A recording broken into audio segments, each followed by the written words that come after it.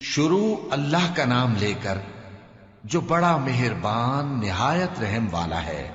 سچ مچ ہونے والی، وہ سچ مچ ہونے والی کیا ہے؟ اور تم کو کیا معلوم ہے کہ وہ سچ مچ ہونے والی کیا ہے؟ وہی کھڑکھڑانے والی جس کو سمود اور عاد دونوں نے جھٹلایا۔ سو سمود تو زبردست زلزلے سے ہلاک کر دیے گئے، رہے عاد تو ان کو نہایت زوردار آندھی سے تباہ کر دیا گیا۔ اللہ نے اس کو 7 رات اور 8 دن ان پر چلائے رکھا۔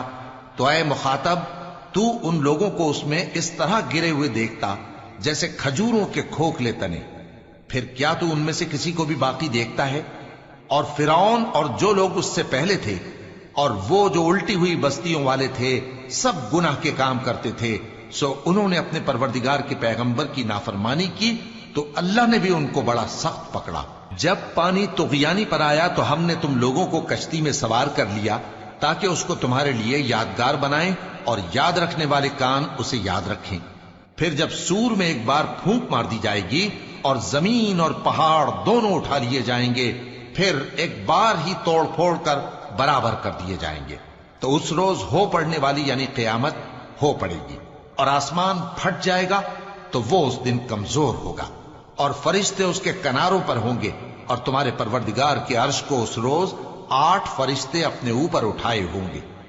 اس روز تم لوگ سب پیش کیے جاؤ گے اس طرح کہ تمہاری کوئی پوشیدہ بات چھپی نہ رہے گی۔ اب جس کا اعمال نامہ اس کے داہنے ہاتھ میں دیا جائے گا وہ دوسروں سے کہے گا کہ لیجئے میرا نامہ اعمال پڑھیے، مجھے یقین تھا کہ مجھ کو میرا حساب کتاب ضرور ملے گا۔ پس وہ شخص من مانے عیش میں ہوگا، یعنی اونچے باغ میں جس کے میوے جھکے ہوئے ہوں گے۔ ان سے کہا جائے گا کہ جو اعمال تم ایام گزشتہ میں آگے بھیج چکے ہو ان کے عوض مزے سے کھاؤ اور پیو۔ اور جس کا نامہ اعمال اس کے بائیں ہاتھ میں دیا جائے گا تو وہ کہے گا اے کاش مجھ کو میرا اعمال نامہ نہ دیا جاتا اور مجھے معلوم نہ ہوتا کہ میرا حساب کیا ہے۔ اے کاش موت میرا کام تمام کر چکی ہوتی، آج میرا مال میرے کچھ بھی کام نہ آیا، مجھ سے میرا اقتدار جاتا رہا۔ حکم ہوگا کہ اسے پکڑ لو، اب اسے طوق پہنا دو، پھر دوزخ کی آگ میں اسے جھونک دو، پھر زنجیر سے جس کی لمبائی 70 گز ہے جکڑ دو۔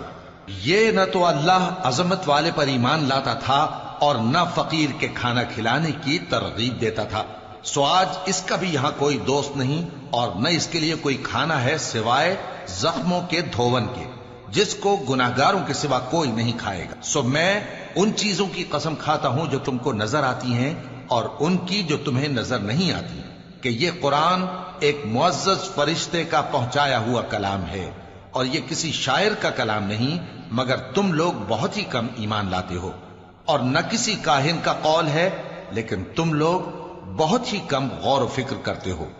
یہ رب العالمین کا اتارا ہوا ہے۔ اور اگر یہ پیغمبر ہماری نسبت کوئی بات جھوٹ بنا لاتے تو ہم ان کا داہنا ہاتھ پکڑ لیتے، پھر ان کی رگے گردن کاٹ ڈالتے، پھر تم میں سے کوئی ہمیں اس سے روکنے والا نہ ہوتا۔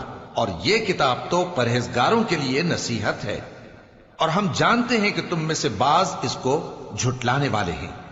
نیز یہ کافروں کے لیے موجب حسرت ہے، اور کچھ شک نہیں کہ یہ یقین کرنے کے لائق ہے۔ سو تم اپنے پروردگار عظیم کے نام کی تسبیح کرتے رہو۔